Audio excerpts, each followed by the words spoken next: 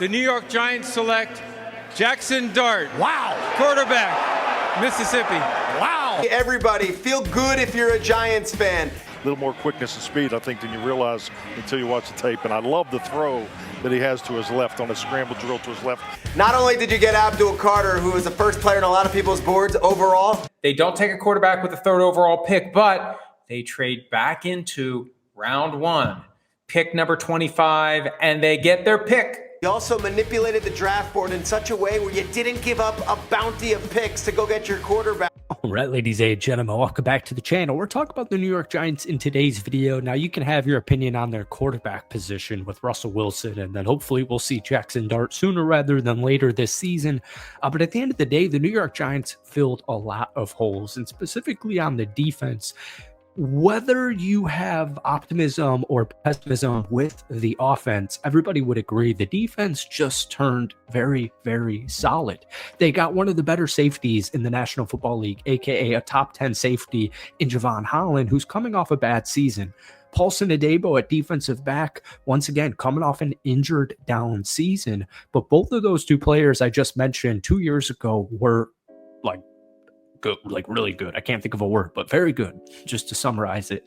They really helped to their defensive line with Abdul Carter. He is an elite level talent, obviously, and then Darius Alexander as well. So I like the defensive line. I like the new interior defensive line because you got Roy Robertson Harris, you got Darius Alexander, now you have Chauncey Golston. There's a lot of pieces on this defense, and people were concerned about their defensive back room, and I think the simple additions of Paulson Adebo and especially Javon Holland, we'll talk about that later on, but that clears it up. So all the concerns come offensively. Now, if you've been watching this channel since pre-draft, post-draft for the Giants, I'm very high on Jaxson Dart. I really like it. He's got very good intangibles, and he's got NFL-level traits. Last season, 77.7 adjusted completion percent, 7.1% big-time throw percent, 11.9 average depth of target. All of these stats, those three stats I just mentioned to you statistically, were better than the #1 overall pick in Cam Ward.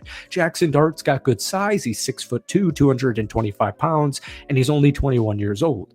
If I had to give a concern for the New York Giants, it would be the wide receiver room. I don't know if they've supplemented Malik Neighbors enough to... Basically, to kind of summarize it, I would like them to get another weapon for Jaxson Dart, because ultimately, whether it's week 1, if I had to be realistic, it's probably going to be around week 4 to week 6 where you're going to see a Jaxson Dart possible start, unless New York comes out guns blazing, because once again, that defense, especially if they can stop the run, they can win football games. Like, there's name brand guys on there. Obviously, Kayvon Thibodeau had a nice end of the season.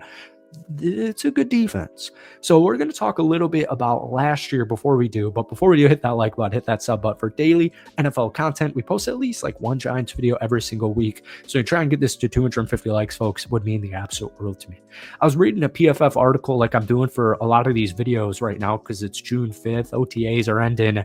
We got mandatory mini camp starting for a lot of teams here. We got training camp like just barely under 2 months away. So it's kind of the boring part of the NFL offseason, unless you're a diehard and you like to, look into the OTA stuff, which I definitely do.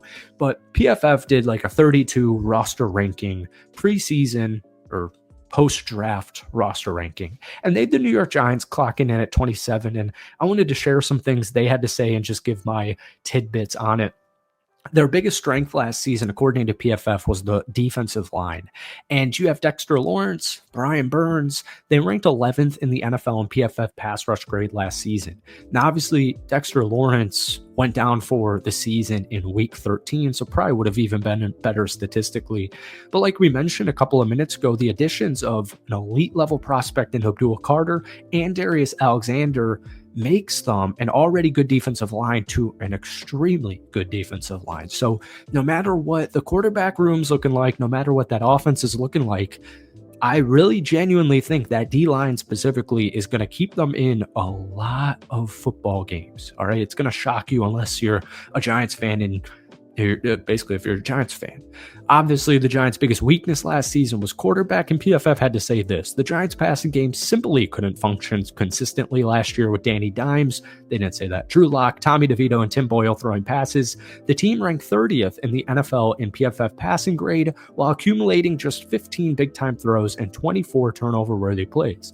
Luckily, they overhauled it with Russ, Jameis, and first-round pick Jaxson Dart, who led the FBS with a 91.9 PFF passing grade in 2024. So, Russ gets a lot of hate, and Jameis gets, kind of clowned on, but like in an endearing type of way because of how fun and just cool, good teammate, energy guy, good locker room guy.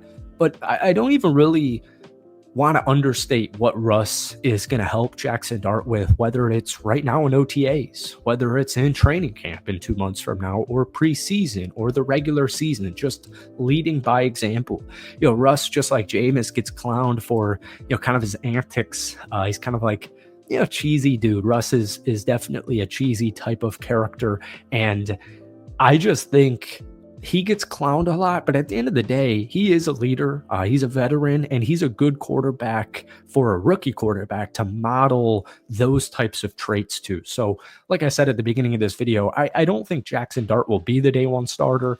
Could be week 4, it could be week 8, but I would assume no matter how the Giants season's going, unless you guys are like 7-4, that we'll see Jaxson Dart for probably Thanksgiving on. That would have to be my guess for Jaxson Dart.